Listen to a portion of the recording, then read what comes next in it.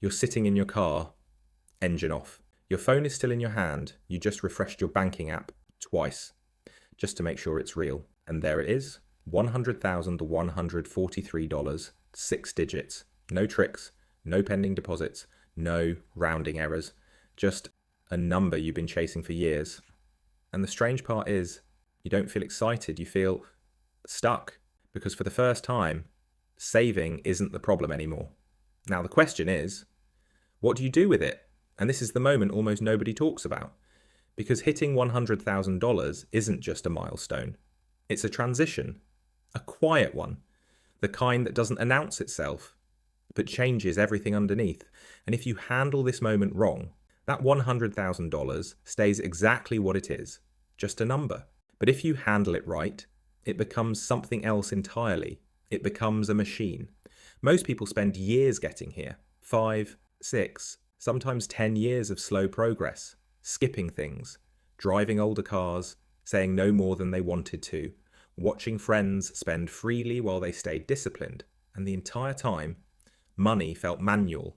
Every dollar required effort. You worked, and your bank account moved. You stopped, and it didn't. Simple equation. Effort equals money. But at $100,000, that equation quietly breaks.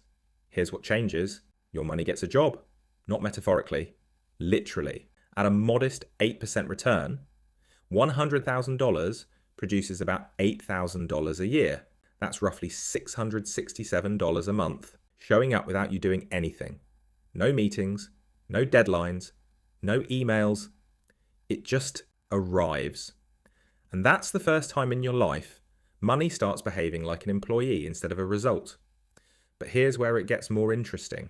Because the real shift isn't the $8,000, it's the speed. Let's say it took you 6 years to reach your first $100,000. Same habits, same savings rate, same returns. Your second $100,000 doesn't take 6 years. It takes maybe 4, the third, closer to 3. By the time you're building your fifth, it arrives in about 2 years. Nothing changed externally. Same job, same income. Same discipline. But internally, the system is accelerating because compounding doesn't reward effort. It rewards time multiplied by capital. And at $100,000, you finally have enough capital for the system to matter. Now, this is exactly where most people go wrong. Not before $100,000. After. Because the mistakes at this level don't look like mistakes. They look responsible, they feel logical, and that's what makes them dangerous. The first mistake is safety. You've worked hard for this money. You've seen volatility, market crashes, people losing savings overnight. So you do what feels reasonable. You protect it. You leave it in a savings account, maybe earning 0.5%, if that. And every month you feel calm because the number doesn't go down. But here's what's actually happening. You're losing money quietly. Inflation averages around 3%. Your account earns less than 1%. That gap is erosion. Every year, your $100,000 loses purchasing power. Not visibly, not dramatically, just silently. 10 years later, the number might still say $100,000, but what it can buy is significantly less. It looked safe. It wasn't. The second mistake is ambition. Now you have real money. So naturally, you want to grow it faster. You start paying more attention. Stocks, crypto, hot sectors. That one company your co-worker mentioned. You download apps, watch charts, stay up late researching, because it feels like effort should give you an edge. But here's the uncomfortable truth. Most people don't lose money because they pick bad assets. They lose money because they behave badly around good ones. They buy when things feel safe, which is usually when prices are high. They sell when things feel uncertain, which is usually when prices are low. They chase, they panic, they react, and over time, that behavior quietly costs them hundreds of thousands, not because the system is broken, but because they interfere with it. The third mistake is the quietest one and the most human. You relax, not completely, just a little. You've earned it. That's what your brain tells you. Maybe a nicer apartment, slightly better lifestyle.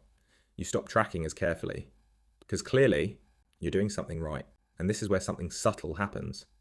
Your baseline shifts. What used to feel expensive now feels normal. What used to be a stretch becomes routine. And slowly, the discipline that built the $100,000 fades. Not overnight, just enough. And suddenly, 5 years pass, and your $100,000 becomes $130,000. Not because you failed, but because you stopped pushing at the exact moment the system needed consistency the most. This phenomenon actually has a name: the arrival fallacy, the belief that reaching a goal will bring lasting satisfaction. But it doesn't. The satisfaction fades, and your brain resets the target, which means if your behavior changes at the milestone, the growth stops with it. So, what's the right move? It's surprisingly simple. Not easy, but simple. You treat $100,000 like a starting line, not a finish line. First, you separate stability from growth. You keep a portion liquid. 3 to 6 months of expenses, accessible, safe. That's your buffer. It protects you from needing to touch your investments. Everything else gets deployed. Not aggressively, not cleverly, systematically. Because the goal now is not to win. It's to stay in the game. At this stage, complexity is not your advantage. Consistency is. Owning a broad market index means you're not trying to outsmart the system. You're participating in it. And historically, that has been enough. The difference between someone who turns $100,000 into $1 million and someone who stays stuck is not intelligence. It's behavior over time. One stays patient, the other interferes. One keeps investing regularly, the other pauses, adjusts, second guesses. One ignores noise, the other reacts to it, and over decades, that difference compounds more than any single investment decision ever could. Because here's the final shift, the one that actually matters. Before $100,000, you were building money. After $100,000, money starts building itself. Slowly at first, almost unnoticeable, then faster, then surprisingly fast, at $500,000. That same 8% return produces $40,000 a year. At $1 million, $80,000. At that point, your money is generating something close to a full-time income, without asking you for time in return. And the people who reach that stage aren't the ones who found better investments. They're the ones who didn't interrupt the process. They stayed boring, consistent, almost predictable. Because once you reach $100,000, the game changes. It's no longer about effort. It's about not breaking the system that's finally starting to work. And that's the part nobody tells you. The hardest part of building wealth isn't getting to $100,000. It's what you do once you're finally there. And this is where things get quieter, not easier, just quieter. Because after $100,000, there are no dramatic moves left to make. No big decision that suddenly changes everything. No secret investment that multiplies your money overnight. What's left is a series of small, almost boring actions, repeated for a very long time. And strangely, that's exactly what makes this stage so difficult. Because humans are not wired for boring success. We like action. We like movement. We like feeling like we're doing something important. But wealth, real wealth, doesn't come from constant action. It comes from restraint, from not touching something that's already working. And this creates a tension. Because every day, you'll see something that tempts you to interfere. A new opportunity, a new strategy, a new better way to invest. And each one will feel logical. But here's the reality. At $100,000, your biggest risk is no longer ignorance, it's overreaction. Let's take a simple example. 2 people reach $100,000 at the same time. Same income, same savings rate, same starting point. Person A decides to optimize everything. They shift allocations, time the market, move money based on news. Person B does almost nothing. They invest consistently, ignore the noise, and let the system run. 10 years later, person B is ahead, not because they were smarter, but because they avoided mistakes. This is one of the most unintuitive truths in finance. Your returns are often determined more by what you don't do than what you do. Now, there is a simple way to think about this stage. Think of your $100,000 like a flywheel. At the beginning, it was heavy, slow, hard to move. Every push required effort. That was the saving phase. But now, it's spinning. Not fast yet, but fast enough to sustain itself. And your job has changed. You're no longer trying to start the wheel. You're trying to keep it spinning. And the way you do that is surprisingly simple. You add to it regularly. You don't interrupt it. And you give it time. That's it. But here's where most people struggle. Because time doesn't feel productive. Waiting feels like doing nothing. And doing nothing feels wrong. So they intervene. They tweak. They adjust. They improve things. And in doing so, they slow the wheel down. Sometimes they stop it entirely. This is why you'll often see something strange. Someone who understands finance deeply still underperforms, while someone with basic knowledge quietly builds significant wealth. The difference isn't intelligence, it's behavior. One trusts the process, the other tries to control it. And over long periods of time, control becomes the enemy. Now, let's talk about something even more subtle, because after $100,000, the biggest shift isn't financial, it's psychological. Up until this point, money was scarce. Every dollar mattered. Every expense was noticeable. But now, there's a cushion. And that cushion changes how you think. You feel safer. And that feeling is both powerful and dangerous, because safety can quietly lead to complacency.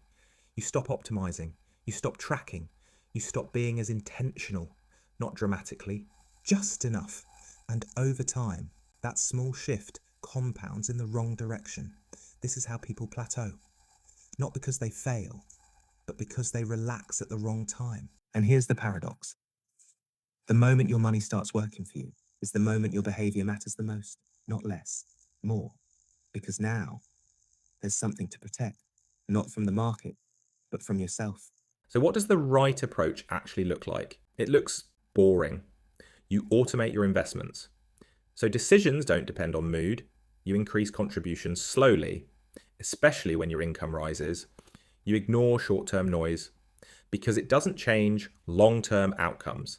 And most importantly, you don't confuse activity with progress because they're not the same thing. Activity feels productive. Progress is often invisible. And that's what makes this stage so uncomfortable. Because the results you're working for won't show up immediately, but when they do, they show up all at once.